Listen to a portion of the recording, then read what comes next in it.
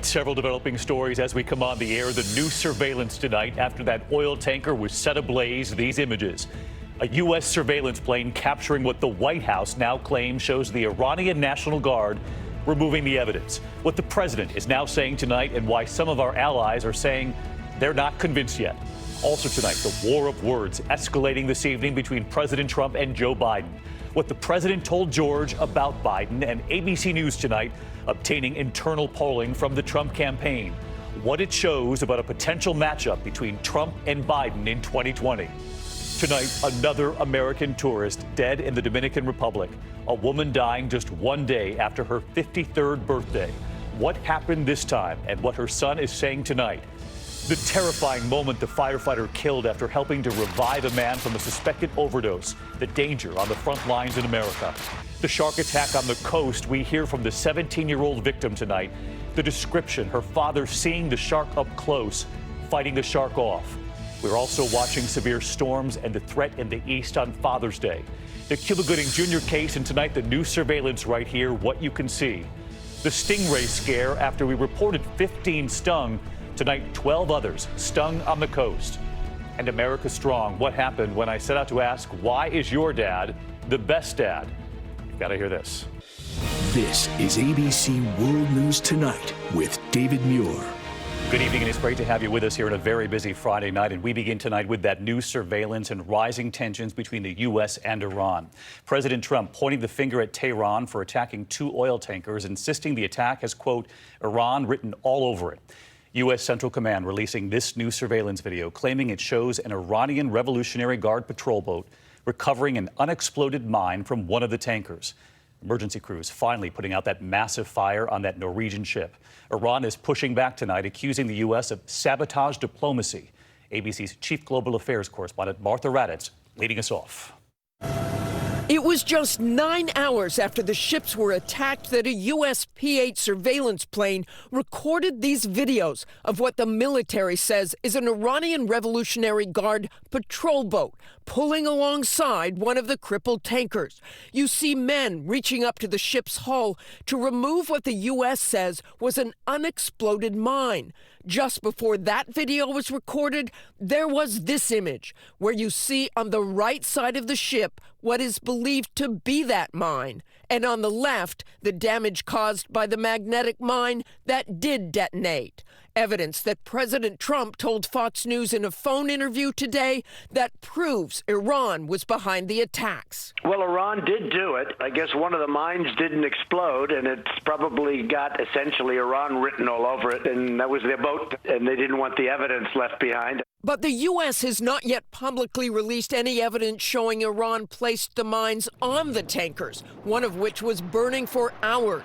The German foreign minister today saying the video is not sufficient proof Iran is to blame. We obviously need to make contingency plans should the situation deteriorate, but we also need to broaden our support for this international situation. As for the crew who were aboard the tankers, one crew remains in Iran, reluctantly. The other is back on the tanker, which sustained less damage. So let's get to Martha Raddatz. She's with us live tonight. And Martha, the White House, of course, pointing to this video tonight. The Iranians, though, are denying any involvement. But if this is Iran, why would they do this? Wouldn't they know the U.S. has significant surveillance capability in the region?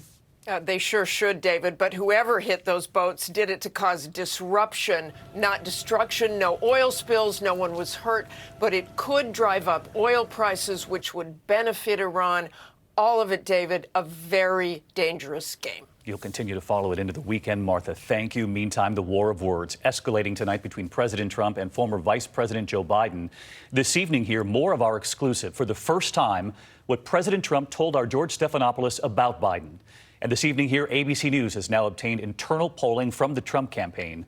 What it shows about a potential matchup between Trump and Biden in 2020. ABC's senior national correspondent Terry Moran at the White House tonight.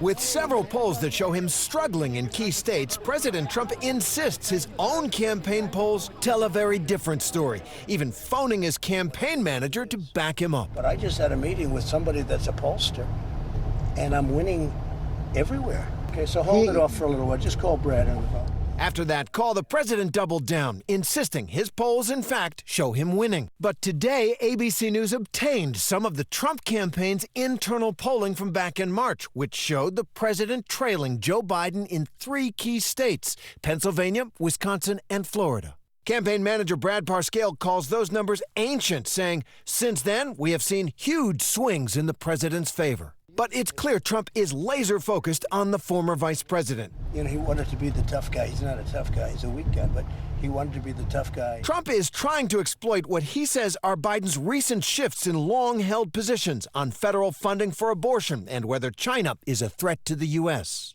He is recalibrated on everything. Everything he says he's taken back 2 weeks later because he's getting slammed by the left.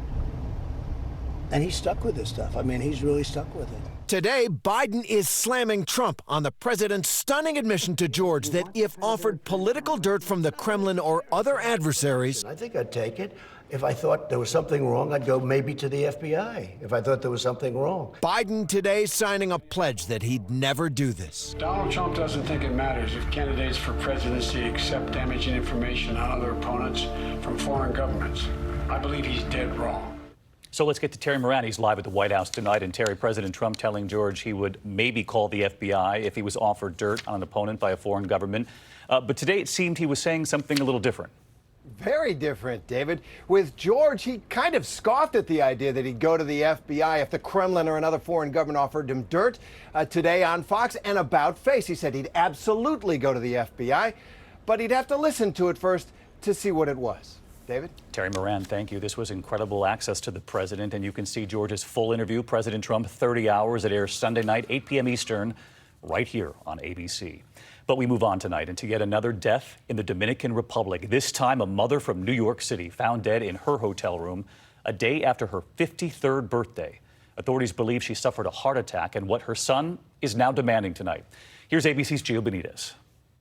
Tonight, the State Department monitors yet another investigation of an American tourist who died in the Dominican Republic and whose family is asking questions. Just a day after her 53rd birthday, Layla Cox, a radiologist from New York, died from what officials say was a heart attack, but her son claims she was healthy. It's been a nonstop nightmare, just trying to get her body and her remains back, trying to get answers. This after at least 8 American deaths in the last 12 months at different resorts across the island. Families all around America asking questions. Nobody can give me a solid answer on how she passed away. Everything is being misdirected and misskewed. I get new information every single day. It was just 2 weeks ago when Nathaniel Holmes and Cynthia Day, seen here kayaking on the island, were both found dead in a DR resort. Autopsies performed on the island said they died of respiratory failure and pulmonary edema. The husband of Miranda Werner says she died after drinking from a minibar in her room. He and the relatives of Nathaniel Holmes and Cynthia Day now wait for toxicology results. Officials there saying there is no evidence so far that the deaths are connected and are urging tourists not to rush to judgment while these investigations unfold.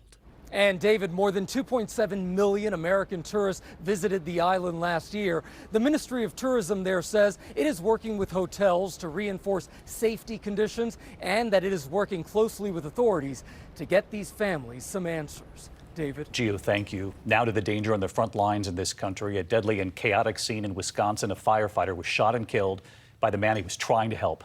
Newly released body cam video tonight showing the man was revived from suspected drug overdose, arguing about going to the hospital when he suddenly pulled that gun. Here's ABC's Ariel Reshef.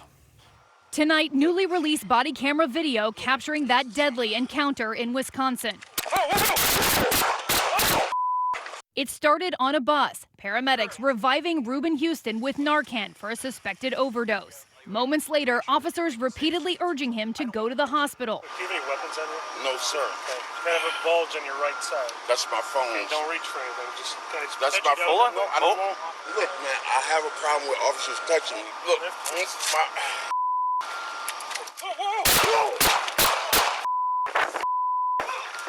Shots fired! Shots fired!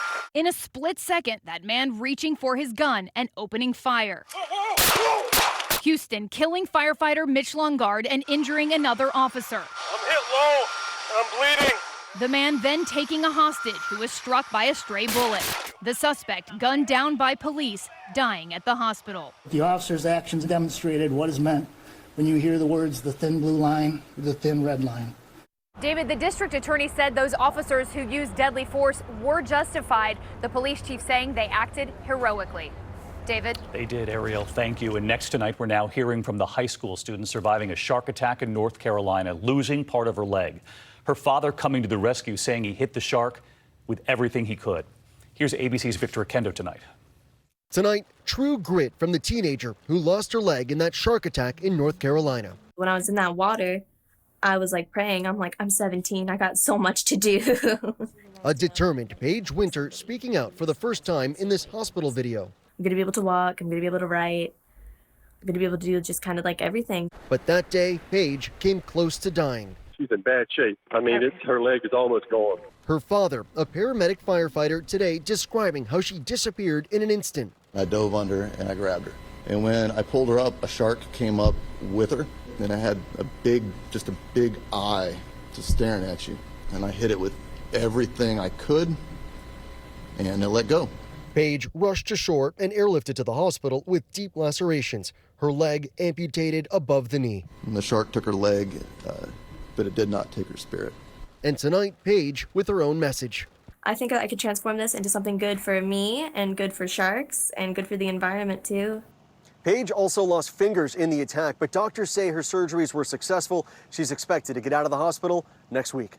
David? Wow, a remarkable and brave young woman. Victor, thank you. Now to the severe thunderstorm threat heading into Father's Day weekend. Dangerous weather possible actually from Texas all the way up to the Great Lakes and over to the East Coast. A confirmed EF1 tornado touching down in Winona, New Jersey in the past 24 hours. Winds up to 100 miles per hour. Surveillance also showing another tornado tearing across a backyard. This was in Mullica Hill, New Jersey. So let's get right to Rob Marciano tonight because everyone wants to know how Father's Day weekend is going to go. And you're watching some trouble spots, Rob. Well, we're going to get rain here by the end of the weekend, David, but the focus for the extreme weather is in the Midwest. We've got a couple of watches up right now, a big one actually across the high plains of Kansas and Colorado. There you see it, big hail, some big wind, tornadoes possible, and this kind of extends east into Wichita, Kansas City, St. Louis, Oklahoma City tomorrow, parts of Dallas on Sunday. Front kind of lays over the Great Lakes, back through the plains all weekend long. Heavy rain for the Ohio Valley tomorrow, and that rain does push into the Northeast by the end of Father's Day. David? All right, Rob. Happy Father's Day, Rob, from all of us here. We move on to the other news tonight, into the new video this evening involving actor Cuba Gooding Jr., who is fighting those allegations of groping a woman here in New York City. Well, tonight, here's surveillance video obtained by TMZ and what it shows. Here's ABC's Lindsay Davis again tonight. New surveillance video captures the moment that now has actor Cuba Gooding Jr. facing 2 misdemeanor charges, accused of groping a woman in a New York bar Sunday night. TMZ obtaining this video, which allegedly shows the accuser sitting down next to Gooding and his girlfriend. Gooding appears to first put his hand on her thigh. A few seconds later, he appears to move it up near her chest. The actor is then seen pulling her hands to his lips. Another man then walks over. The Oscar-winning actor from Jerry Maguire, who also starred in The People vs. O.J. Simpson. Everybody thinks I'm guilty. Seen here handcuffed yesterday when he entered a plea of not guilty to charges of forcible touching and third-degree sex abuse. His lawyer claims it was the accuser who pursued Gooding. It was very clear and apparent that the lady who made these false charges was stalking Mr. Gooding. This lady continued to invade his private space until ultimately somebody, not Cuba, but somebody else, had to tell her to please excuse herself. All right, Lindsay Davis back with us here tonight, and Cuba Gooding Jr. has maintained his innocence since these allegations broke. He certainly has. He's due back in court at the end of the month. If convicted, however, he could face up to a year behind bars, David. All right, Lindsay Davis with us again tonight. Always great to have you. And we turn next tonight to a remarkable and really awful picture from overseas tonight. The massive landslide sweeping cars off the road. This is in southeast China. Look at this. Days of heavy rain and flooding unleashing a wave of mud and water in Fujian province. At least one person was killed. Storms are being blamed tonight for more than 60 deaths. Thousands of homes were destroyed. Thousands of people have been evacuated. There is still much more ahead on World News Tonight this Friday. The mother pushing her son in a stroller when they are attacked by a coyote.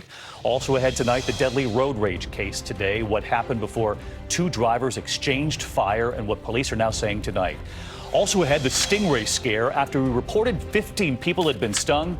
Tonight, word 12 more had been stung, where this happened, and authorities with really important tips for you tonight. And America Strong, what happened today?